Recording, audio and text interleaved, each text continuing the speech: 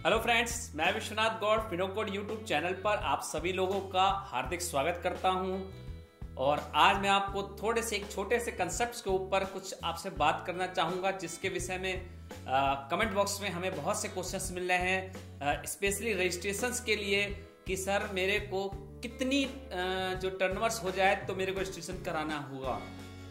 मैं आज उन्हीं क्वेश्चनों का कुछ जवाब देने की कोशिश करूँगा अपने इस वीडियो में। तो थोड़ा सा आपको बताना चाहूँगा कि एक्चुअली 20 लाख का टर्नओवर्स है क्या। बहुत से लोगों के दिमाग में इसके विषय में बहुत कन्फ्यूजन्स है। तो 20 लाख के टर्नओवर्स को कुछ मैं इस तरह बताना चाहता हूँ कि मान लिए कोई भी छोटा व्यापारी है जो एक ही स्टेट में सेल करता है या परचेस करता है और उसकी जो एग्रीगेट टर्नओवर, जो उसकी टर्नओवर्स है वो 20 लाख से कम है।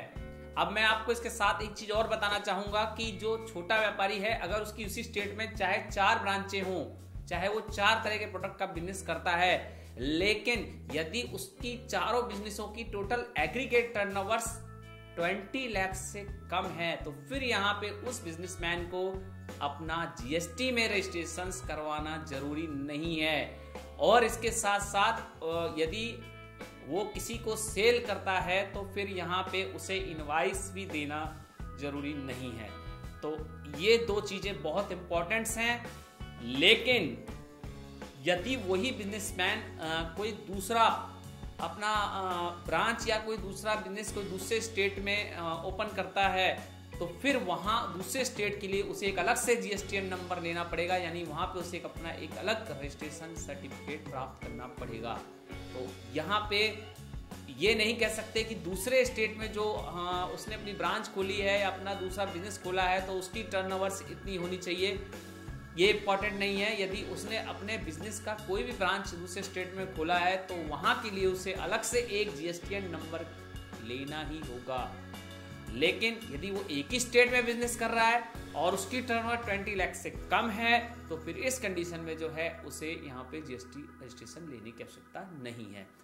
अब बात करते हैं हम कुछ और स्टेटों के बारे में, यानी कि भारत में कुछ ऐसे स्टेट हैं, 9 से 10 स्टेट ऐसे लिए गए हैं जीएसटी काउंसिल्स के द्वारा, जिनको एक स्पेशल लिमिट के जोन में रखा गया है, जिनके लिए यहाँ लिमिट जो रखी गई है टर्नओवर्स की वो मिनिमम 10 लाख रखी गई है जीएसटी रजिस्ट्रेशन के लिए। यानी 10 लाख या 10 लाख से ऊपर यदि आपकी टर्नओवर्स हो जाती है तो फिर आपको जीएसटी में रजिस्ट्रेशन लेना होगा। तो ये स्पेशल 9 से 10 स्टेट कौन कौन से हैं मैं थोड़ा सा आपको उसके विषय में बताना चाहूंगा। उसमें हमारे ज्यादातर हैं असम, नागालैंड, मिजोरम, त्रिपुरा, अरुणाचल, हिमाचल, उत्तराखंड। कुछ ऐसे हमारे 9 से 10 स्टेट हैं जहां पे सरकार ने जो लिमिट रखी हुई है वो जीएसटी रजिस्ट्रेशन के लिए वो 10 लाख के आसपास रखी है। यानी 10 लाख या उससे ऊपर यदि आपका एग्रीगेट टर्नओवर हो जाता है तो उस केस में फिर आपको जीएसटी में रजिस्ट्रेशन लेना कंपलसरी होगा।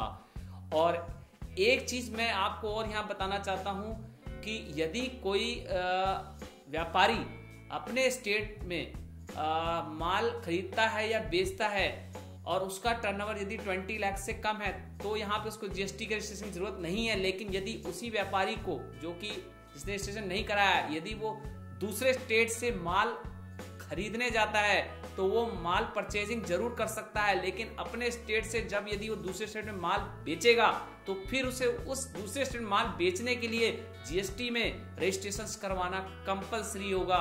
यानी कि फिर यहाँ पे उसके लिए ये जो टर्नओवर्स की लिमिट रखी गई है 20 लाख की, वो अप्लाई नहीं होती।